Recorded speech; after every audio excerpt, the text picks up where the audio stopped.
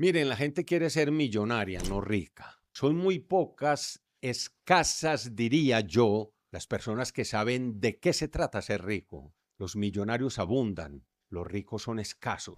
Los millonarios se conocen porque son superficiales. Los ricos tienen una prioridad: cultivar su vida interior. Los millonarios tienen joyas para mostrar, yates y mansiones para lucir.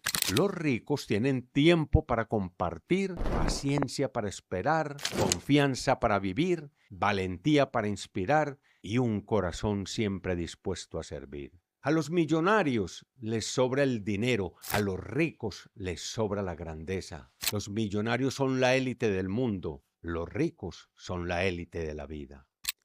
Si estás listo para iniciar el camino a la riqueza, visita nuestros cursos en la plataforma School.